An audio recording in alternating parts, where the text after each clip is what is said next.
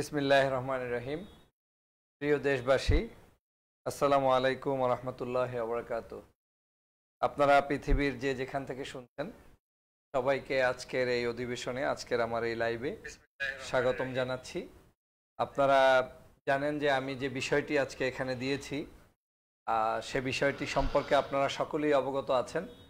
বাংলাদেশের ১-১১-কারীরা সময়ে যে ষড়যন্ত্রকারীরা তারা এখন পর্যন্ত রাষ্ট্র ক্ষমতায়।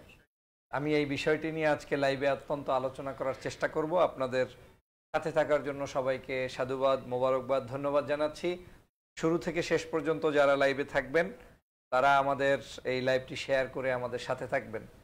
বাংলাদেশের স্বাধীনতা পরবর্তী সময় থেকে শুরু করে আজ পর্যন্ত যত ধরনের বাংলাদেশের রাজনৈতিক কুসৃষ্টি হয়েছে, প্রত্যেকটা কু এবং প্রত্যেকটা ষড়যন্ত্রের পিছনে আমাদের দেশীয় বিদেশীয় বিভিন্ন ষড়যন্ত্রকারীরা লিপ্ত রয়েছে। তারা বিভিন্নভাবে আমাদের এই দেশটাকে অকার্যকর রাষ্ট্র বানানোর জন্য বিভিন্নভাবে তারা ষড়যন্ত্রে লিপ্ত থেকেছেন এবং সেটার বিভিন্ন প্রমাণ রয়েছে আমাদের এই সমাজের মধ্যে।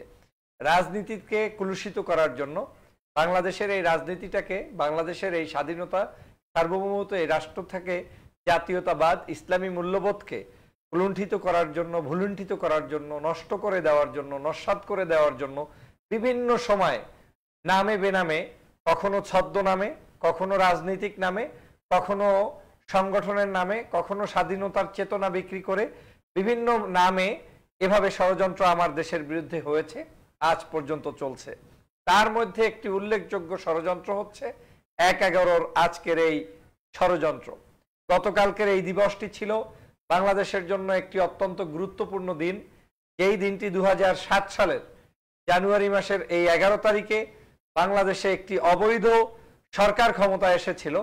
যেই অবৈধ সরকার ক্ষমতায় আসানোর জন্য, ওই অবৈধ সরকারকে সম্পূর্ণভাবে মদতপুষ্ট করে রাষ্ট্র ক্ষমতায় টিকিয়ে রাখার জন্য, অবৈধ সরকার কর্তৃক বাংলাদেশের রাষ্ট্র ক্ষমতা পরিচালনার জন্য যারা তখন সহযোগিতা করেছিলেন তারাই আজকে আবার ভিন্ন নামে রাষ্ট্র ক্ষমতায় রয়েছেন।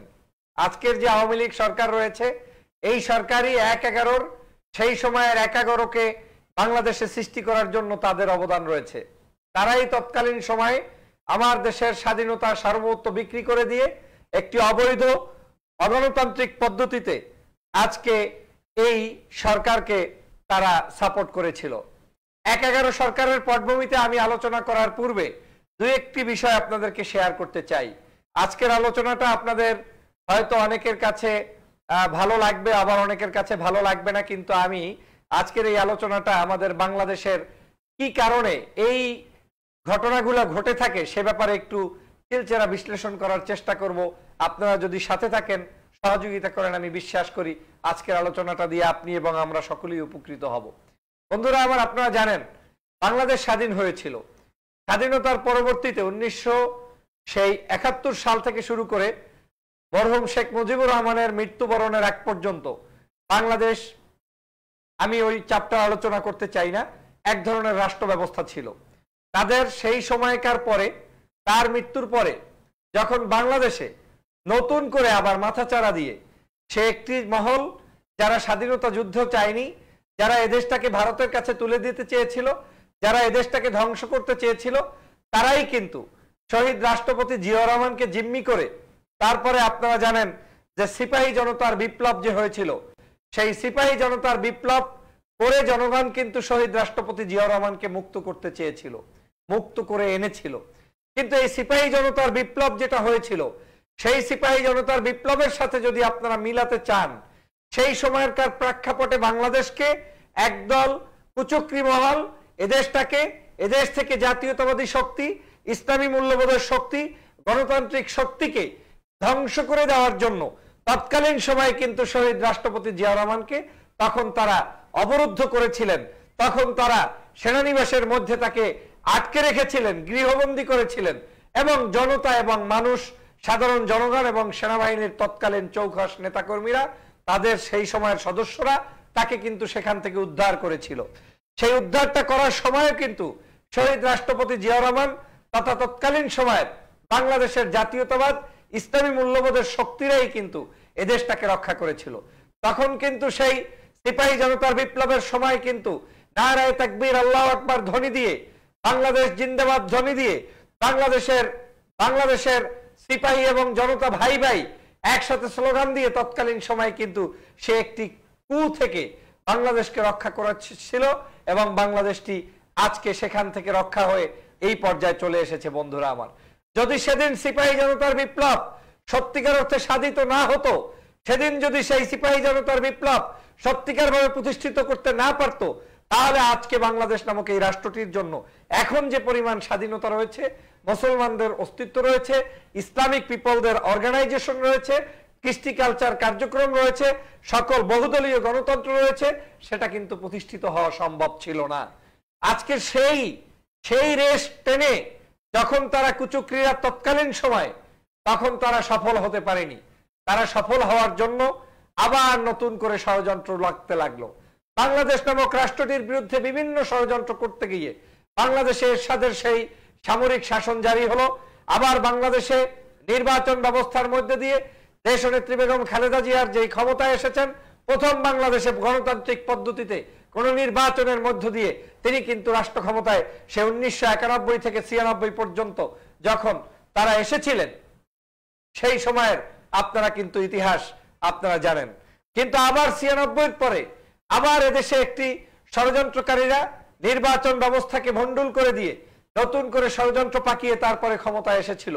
সেখান থেকে আবার 2001 সালে এদেশের মানুষ ভালোবাসা নিয়ে, এদেশের জনগণের মূর্ত প্রতীক, এদেশের জনগণের ভালোবাসার স্পন্দন দেশনেত্রী বেগম খালেদা জিয়ার নেতৃত্বে কিন্তু আবার একটি সরকার গঠন করে। যাই হোক বন্ধুরা, আবার সেই 2001 সালের কথা আমি এখান থেকে আজকের এই আলোচনা শুরু করব। আমি ব্যাকগ্রাউন্ডে এই সামান্য কিছু কথা বলেছি, এজন্যই বলেছি যে আপনাদের আজকের আলোচনা বোঝার জন্য আমার এই বক্তব্যটি দরকার ছিল। আজকে 2001 সালের পর থেকে যেটা শুরু হয়েছে, সেটা হয়েছে বাংলাদেশে 2001 সালের পরে বাংলাদেশে যখন এদেশে জাতীয়তাবাদ ইসলামী মূল্যবোধের শক্তি একত্রিত হয়েছিল, বাংলাদেশে যখন 4 দলীয় জোট একত্রিত হয়েছিল, যেই জোটের মধ্যে ইসলাম প্রিয় দল সম্পৃক্ত ছিল, এদেশের জনগণকে সম্পৃক্ত করে যখন 4 দলীয় ঐক্যজোট উন্নয়নের রাজনীতিতে বিশ্বাস করেছিল, এদেশটাকে সুন্দরভাবে গঠন করার জন্য এগিয়ে গিয়েছিল, তখন কিন্তু সেই 2001 সালের রাজনীতিতে যখন নতুন করে একটি মেরুকরণ হলো, এদেশের মানুষের স্বাধীনতা, এদেশের মানুষের সার্বভৌমত্ব, এদেশের মানুষের ইসলাম চর্চা, এদেশের মানুষের গণতন্ত্র চর্চা, এই জিনিসগুলো যখন সহ্য করতে না পারলো, সেই আগের সময়ের যারা সেই সিপাহী জনতার বিপ্লবকে ঠেকাতে চেয়েছিল, যারা এদেশটাকে বিপর্যস্ত করতে চেয়েছিল, জাতীয়তাবাদী মূল্যবোধ ইসলামী মূল্যবোধকে মুছে দিতে চেয়েছিল, তারাই আবার সেই 2001 সালের নির্বাচনের পরে আবার নতুন করে ষড়যন্ত্র আঁকা শুরু করেছে। তাদের ষড়যন্ত্র অংশ বিশেষ হিসাবে আপনারা দেখেছেন, ঢাকাতে যখন শেখ হাসিনার সেই জনসভা হয়েছিল, সেই জনসভায় বোমা মেরে সেখানে তাকে হত্যার জন্য যে নীল নকশা করা হয়েছিল, এই হত্যা এবং নীল নকশার সাথে সরাসরি আওয়ামী লীগ এবং তাদের দলীয় নেতাকর্মী, তাদের সম্পৃক্ত এজেন্ট বাহিনী, বিদেশি কুচক্রী মহল তৎকালীন সময় জড়িত ছিল। তারা এটায় জড়িত থেকে তারা প্রমাণ করার চেষ্টা করেছিল যে বাংলাদেশ নামক রাষ্ট্রটি অকার্যকর করে দেওয়া হবে, এবং তারা এই বম্বিং করে কিছু মানুষকে শহীদ করে দিয়ে তারা তাদের জনগণের সিম্পিতি এবং বিশ্বব্যাপী মোরালদের সিম্পিতি পেতে চেয়েছিল। সেই 1/11 আগে সেই 2004 সালের ঘটনা আমি বলছি। আজকের সেই 2004 সালের সময়, সেই 2004 সালের সময় আপনি জানেন যে আপনাদের বর্তমান প্রধানমন্ত্রী শেখ হাসিনার যেখানে জনসভা হওয়ার কথা ছিল, সেই জায়গায় জনসভার জন্য সর্বোচ্চ ত্যাগ দিয়ে বাংলাদেশের পুলিশ বাহিনী, তৎকালীন সময় সরকার সহ সকল নিরাপত্তা ব্যবস্থা করা হয়েছিল। কিন্তু সামান্য নোটিশ দিয়ে তারা বিনা নোটিশে সেখান থেকে চেঞ্জ করে তাদের দলীয় কার্যালয়ের সামনে মিটিং করেছে। আইবি রহমান যখন মৃত্যুর কোলে ঢলে পড়েছিল, আইবি রহমান মৃত্যুবরণ করার আগে সেই আইবি রহমানকে বর্তমান নেত্রী শেখ হাসিনা 8 থেকে 10 বার স্টেজে আসার জন্য ওয়েলকাম জানিয়েছিলেন। একজন নেত্রী কেন তাকে স্টেজে বারবার ডাকতে চেয়েছিলেন, এটা আজও জাতির কাছে পরিষ্কার নয়। কারণ হচ্ছে, হয়তো নেত্রী জানতেন, হয়তো বর্তমান প্রধানমন্ত্রী জানতেন যে এখন এখানে হামলা হবে, আইবিকে বাঁচাতে হবে, তাই তিনি আইবিকে কিন্তু বারবার স্টেজে উঠতে বলছেন। একজন সাধারণ প্রধানমন্ত্রী তৎকালীন সময়ের বিরোধী দলীয় নেত্রী কর্তৃক তার দলের একজন নেতাকে 7-8 বার এভাবে ডাকা, এটা সন্দেহজনক। কারণ আপনি আমিও যদি কাউকে ডাকি, 1 বার 2 বার কার্টিচি রক্ষার্থে 3 বার ডাকতেই পারেন, কিন্তু আপনার 7-8 বার তার ভিডিও ফুটেজে এখনো আপনারা দেখবেন সেখানে তাকে ডাকা হয়েছিল। অর্থই হচ্ছে যে এটা একটি সাজানো নাটক ছিল, যেই সাজানো নাটকটার সাথে এখন আমি আলোচনা করব 1/11 সাথে। সেই 2004 সালের সাজানো নাটক থেকে যখন তারা সেই সাজানো নাটক দিয়ে কিছু করতে পারেনি, তৎকালীন সময়ের সেই সাজানো নাটকটাকে রক্ষা করার জন্য 4 থেকে 7 সাল পর্যন্ত তাদের সেই কার্যক্রম শুরু হয়েছে। তারা সেই 4 থেকে 7 সাল পর্যন্ত বিভিন্ন ধরনের অন্যায়, অত্যাচার, জুলুম, নির্যাতন, মানুষের বাড়ি পোড়া, গাড়ি পোড়া, হত্যা, নৈরাজ্য এগুলা সৃষ্টি করে বাংলাদেশকে অকার্যকর রাষ্ট্রের জন্য তারা উদ্যোগী হয়েছিল। আজকে সেই উদ্যোগের অংশ হিসাবে সেখান থেকেই কিন্তু 1/11 সৃষ্টি হয়েছে। মঈন ফখরুদ্দিনকে একমাত্র আওয়ামী লীগ কিন্তু সাপোর্ট দিয়ে ক্ষমতায় রেখেছে এবং মঈন ফখরুদ্দিন যে এজেন্ডা দিয়েছে সেই এজেন্ডার সাথে বাস্তবায়ন করে তাদের সাথে ঐক্যবদ্ধ হয়ে তারপরে তারা রাষ্ট্র ক্ষমতায় এসেছে। বন্ধুরা আমার, সেই 1/11 সৃষ্টির প্রেক্ষাপট আপনারা জানেন। বাংলাদেশে যেই সৃষ্টির প্রেক্ষাপট হয়েছিল, শহীদ রাষ্ট্রপতি জিয়াউর রহমানকে রাষ্ট্র ক্ষমতা থেকে যাতে সে আসতে না পারেন, বাংলাদেশের জাতীয়তাবাদ, ইসলামী মূল্যবোধের শক্তি যাতে আসতে না পারেন, সেজন্য সিপাহী জনতার বিপ্লবের আগে যে একটি কালো রাত হয়েছিল, যে 3-4টি রাত দিন বাংলাদেশের জন্য কঠিন পরিস্থিতি ছিল, সেই পরিস্থিতি সৃষ্টি হয়েছিল 1/11-তে আবার কিন্তু নতুন করে সৃষ্টি করেছে। কেন করেছে? এখন সেই 1/11 সৃষ্টি করেছে আবার বাংলাদেশে ইসলামী মূল্যবোধ, জাতীয়তাবাদী মূল্যবোধকে ঠেকানোর জন্য, এদের কার্যক্রমকে বন্ধ করার জন্য। আর তাই হয়েছে, যেটা চেয়েছে সেই কাজটি তারা করতে পেরেছে। তারা সেখান থেকে ষড়যন্ত্রে সফল হয়েছে। তারা সেই ষড়যন্ত্রে সফল হয়ে 1 যুগ পর্যন্ত, এখন পর্যন্ত সেই 1/11 মদতপুষ্ট দালাল বাহিনী কিন্তু রাষ্ট্র ক্ষমতায় আছে। আজকে সেই 1/11-তে ক্ষমতায় থেকে আজকে সেই 1/11 সৃষ্টি করে তৎকালীন সময়ের নামকাওস্তের তত্ত্বাবধায়ক সরকার তারা যে নির্বাচন দিয়েছিল, সেই নির্বাচন একটি মুসলেকা নির্বাচন ছিল। তৎকালীন সময়ে বিএনপিকে ভরাডুবি করে দিয়ে রাষ্ট্র ক্ষমতায় এই অবৈধ সরকাররা কিন্তু তাদের সাথে মুসলেকা দিয়ে এসেছিলেন। এসেই ক্ষান্ত হননি। প্রথম কয়েকদিনের মধ্যেই বাংলাদেশের 56 জন সেনাবাহিনীর কর্মকর্তা বিডিআর বিদ্রোহের মধ্য দিয়ে তারা সংগঠিত করে বাংলাদেশ নামক রাষ্ট্র থেকে আরো নতুন করে বড় বড় ষড়যন্ত্র তারা শুরু করেছিল। সেই 1/11 থেকে সফলতা লাভ করে তারা সেই ক্ষমতায় এসে আমার সেনাবাহিনীকে পঙ্গু করেছে, আমার বিডিআরকে হত্যা করেছে, আমার দেশের নাগরিকদের স্বাধীনতার সার্বভৌমত্বকে হত্যা করেছে। আজকে সেই 1/11 যারা তৎকালীন সময় ক্ষমতায় ছিলেন, সেই 1/11 শক্তি কিন্তু বর্তমান সরকার এখন পর্যন্ত তারা কিন্তু সেই 1/11 শক্তিতে বলিয়ান হয়ে দেশকে পরিচালনা করছে। আজকের এই দেশ গণতন্ত্রহীন, আজকের এই দেশ মূল্যবোধহীন, আজকের এই দেশ স্বাধীনতা বিপন্ন একটি রাষ্ট্রে, পঙ্গু রাষ্ট্রে পরিণত হয়েছে। বন্ধুরা আমার, আজকে সেই 1/11-কারী ব্যক্তিরা যদি এদেশে সফল তৎকালীন সময় না হতে পারতেন, তখন যদি এদেশে সুষ্ঠু অবাধ নিরপেক্ষ একটি নির্বাচনের মধ্য দিয়ে যে কোনো সরকার আসতো, তাহলে বাংলাদেশে এখন পর্যন্ত গণতন্ত্র টিকে থাকতে পারত। কিন্তু তৎকালীন সময় সেই 1/11 সৃষ্টি করার মূল রহস্যই ছিল যে বিএনপি তথা ইসলাম প্রিয় জাতীয়তাবাদী শক্তির যে একটা শক্তি হয়েছে, তারা যে দেশ বিদেশে বিভিন্ন প্রকার তাদের সুনাম সুখ্যাতি অর্জন করেছে, বাংলাদেশের সমগ্র জায়গায় দুর্নীতি বন্ধ করেছে, দুষ্কৃতি বন্ধ করেছে, অন্যায় অবিচার বন্ধ করেছে, সেই জায়গাগুলোতে সহ্য করতে না পেরে তারা এই 1/11 সৃষ্টি করেছে। তৎকালীন সময়ে মঈন ফখরুদ্দিনরা অবৈধ পন্থা অবলম্বন করে আমাদের সাবেক প্রেসিডেন্ট ইয়াজউদ্দিন সাহেবকে সম্পূর্ণ বন্দী করে তাকে বাধ্য করে তারপরে সেখান থেকে তার প্রধান উপদেষ্টার পদ থেকে পদত্যাগে বাধ্য করা হয়েছে এবং পাশাপাশি তার মাধ্যমে এই মঈন ফখরুদ্দিনরা ক্ষমতায় এসে তারপরে সেখানে বাংলাদেশকে একটি অকার্যকর রাষ্ট্র বানিয়েছে। আজকে সেজন্য বন্ধুদেরকে বলছি, আজকে এই মুহূর্তে যেই সরকার ক্ষমতায় রয়েছে, এই সরকার হচ্ছে সেই 1/11 মদতপুষ্ট আরেকটি সরকার। এই সরকার হচ্ছে বর্তমান তাবেদার সরকার, যেই সরকার হচ্ছে 1/11 সময়ের যেই সকল এজেন্ডা ছিল সেই এজেন্ডাগুলো বাস্তবায়নের জন্য একটি সরকার। এরা কখনো স্বাধীনতায় বিশ্বাস করে না, এরা কখনো ভোটাধিকারে বিশ্বাস করে না, এরা কখনো জনগণের সঠিক নৈতিক মূল্যবোধকে বিশ্বাস করে না। এরা কখনোই বর্তমানে এদেশের মানুষের যে চাহিদা রয়েছে, চিন্তা চেতনা রয়েছে, সেটা তারা লালন করে না। তাই তারা কখনো আলেমের বিরুদ্ধে কথা বলে, তাই তারা কখনো পীর মাশায়েখের বিরুদ্ধে কথা বলে, তাই তারা কখনো ইসলাম প্রিয় রাজনীতিবিদদের রাজনীতি বন্ধ করতে চায়, তাই তারা কখনো জাতীয়তাবাদ, ইসলামী মূল্যবোধের শক্তির রাজনীতিবিদদেরকে রাজনীতি থেকে দূরে রাখতে চায়।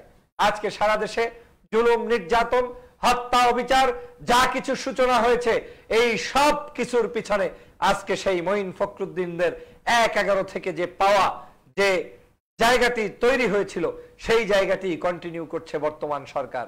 বর্তমান সরকার শুধুমাত্র তাদের এজেন্ডাই বাস্তবায়ন করছে না, পাশাপাশি তাদের এজেন্ডার সাথে আরো কিছু শক্তি অর্জন করে তারা এখন ভারতের মদতপুষ্ট রাজাকার হিসেবে পরিগণিত হয়ে এদেশটাকে ধ্বংসের জন্য লিপ্ত হয়েছে। আজকে আমি এজন্যই লাইভে এসেছি যে আমরা আজকে এই দিবসটি ভুলতে বসেছি, আজকে আমরা এই ১-১১ ইতিহাস ভুলতে বসেছি। ২০০৭ সালের সেই ১-১১ যদি বাংলাদেশের মাটিতে সৃষ্টি না হতো, আজকে হয়তো বাংলাদেশটা আরেকটু সুন্দর স্বাধীন রাষ্ট্র হিসেবে আমরা পেতে পারতাম, আরেকটু সুন্দরভাবে আমরা কাটাতে পারতাম। কিন্তু আজকে আমরা সেটা পারিনি। কেন পারিনি? আজকে সেটা জাতির কাছে প্রশ্নবিদ্ধ। আজকে সেজন্যই আমি বলছি যে বাংলাদেশের স্বৈরশাসক এরশাদের বিরুদ্ধে কথা বললে হবে না, বাংলাদেশে শুধুমাত্র ১-১১ সেই কুশলবিদদের বিরুদ্ধে কথা বললে হবে না, বাংলাদেশে শুধুমাত্র সেই আমাদের শহীদ রাষ্ট্রপতি জিয়াউর রহমানকে যারা পরাস্ত করতে চেয়েছিল, সেই সিপাহী জনতার বিপ্লবের পূর্ব মুহূর্তের সেই সকল কার্যক্রমকে বর্ণনা করলেই হবে না। বাংলাদেশে আজকে আলোচনা করতে হবে এই ১-১১-২০০৭ সালের সত্যিকার ইতিহাসকে জনগণের সামনে বুঝাইয়ে তুলতে হবে। আজকে ১-১১ হয়েছে দেশের দুর্নীতি বন্ধের জন্য নয়, আজকে ১-১১ হয়েছিল এদেশের রাজনীতি বন্ধের জন্য নয়, আজকে ১-১১ হয়েছিল জাতীয়তাবাদ ইসলামী মূল্যবোধের শক্তিকে চিরতরে বাংলাদেশ থেকে বিচ্ছিন্ন এবং বন্ধ করে দেওয়ার জন্য এই ১-১১ হয়েছিল। আজকে সেজন্যই ১-১১ একটি গুরুত্বপূর্ণ অধ্যায়। আমি মনে করি বাংলাদেশি জাতীয়তাবাদ ইসলামী মূল্যবোধের শক্তির প্রত্যেকটি নেতাকর্মীর এই সকল দিবস সম্পর্কে আমাদের জ্ঞান অর্জন করা দরকার।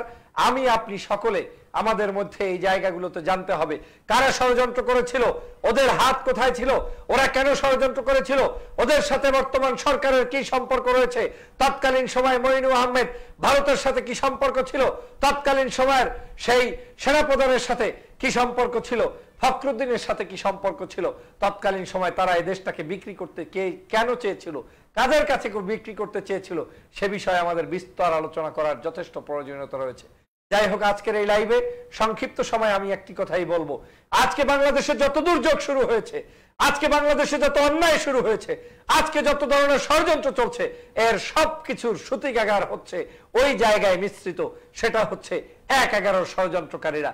এই ১-১১ ষড়যন্ত্রকারীরাই শেখ হাসিনার জনসভায় হামলা করেছে, ১-১১ ষড়যন্ত্রকারীরাই আজকে শহীদ রাষ্ট্রপতি জিয়াউর রহমানকে বন্দী করতে চেয়েছিল, ১-১১ ষড়যন্ত্রকারীরাই ২০০১ সালের নির্বাচনকে বানচাল করতে চেয়েছিল, ১-১১ ষড়যন্ত্রকারীরাই বাংলাদেশে এই যে ভোটারবিহীন নির্বাচন হয়েছে, রাতের অন্ধকারে ভোট হয়েছে, ৫ই জানুয়ারি নির্বাচন হয়েছে, আবার এই ৩০শে ডিসেম্বরের নির্বাচন হয়েছে, সবগুলো জায়গায় অন্যায়, অত্যাচার, জুলুম, নির্যাতন যা করছে এই সব কিছু ১-১১ থেকে তৈরি হয়েছে। সেজন্যই আমি বলছি এটি একটির সাথে আরেকটি সম্পৃক্ত রয়েছে। এটার মূল উদ্দেশ্য হচ্ছে ইসলামী এজেন্ডা, জাতীয়তাবাদ, স্বাধীনতা, গণতন্ত্রকে হরণ করা, বাংলাদেশকে একটি নামে মাত্র রাষ্ট্র রেখে এদেশটাকে লুটেপুটে খাওয়া, এটাই হচ্ছে এই সকল দিবসগুলোর চেতনা। সেজন্য আমি বলছি আমাদের সবাইকে সোচ্চার হতে হবে, আমাদের সবাইকে অগ্রসর হতে হবে, আমাদের সবাইকে জানতে হবে, আমাদের সবাইকে বাংলাদেশকে ভালোবেসে বাংলাদেশি জনগণের জন্য, মানুষের জন্য কাজ করতে হবে। আর আজকে যারা কথা বলছে, যাদের কণ্ঠ রোধ করে দেওয়া হচ্ছে, তাদের পক্ষে আমাদের সবাইকে অবস্থান করতে হবে। দল মত নির্বিশেষে আমাদের এই দেশের জন্য আমাদেরকে অবদান রাখতে হবে। আসুন সেজন্য আমরা সবাই মিলে কাজ করি, বাংলাদেশ নামক রাষ্ট্রটিকে এই সকল অসভ্য শকুনদের হাত থেকে রক্ষা করি। বিশেষ করে যারা রাতের অন্ধকারে ভোট চুরি করে ক্ষমতায় থাকতে চায়, যারা দিনে বিনা ভোটে নির্বাচিত হয়ে ক্ষমতায় থাকতে চায়, যারা ১-১১ সৃষ্টি করে মানুষের ভোটের অধিকার, গণতান্ত্রিক অধিকারকে হরণ করে তাদেরকে সাপোর্ট দিয়ে ক্ষমতায় দিন দিন থাকতে চায়, যারা নিজেদের জনসভায় নিজেরা বোমা ফুটিয়ে মানুষকে হত্যা করে মেরে তারপরে রাষ্ট্র ক্ষমতায় আসতে চায়, যারা আলেমদেরকে কুৎসা রটাতে চায়, যারা এদেশের ইসলাম প্রিয় মানুষদের বিরুদ্ধে কথা বলতে চায়, তাদের বিরুদ্ধে আমাদেরকে সোচ্চার হতে হবে। আমরা সবাই মিলে এখন থেকে সেইভাবে কাজ করতে হবে, আমরা সবাই মিলে এখন থেকে ঐক্যবদ্ধ সেই আন্দোলন করতে হবে, ঐক্যবদ্ধ পথে আমাদেরকে এগিয়ে আসতে হবে। সবাইকে সেই উদাত্ত আহ্বান জানিয়ে আজকের লাইভ থেকে বিদায় নিচ্ছি। আল্লাহ হাফেজ, ভালো থাকবেন, সুস্থ থাকবেন। আসসালামু আলাইকুম ওয়া রাহমাতুল্লাহি ওয়া বারাকাতুহু।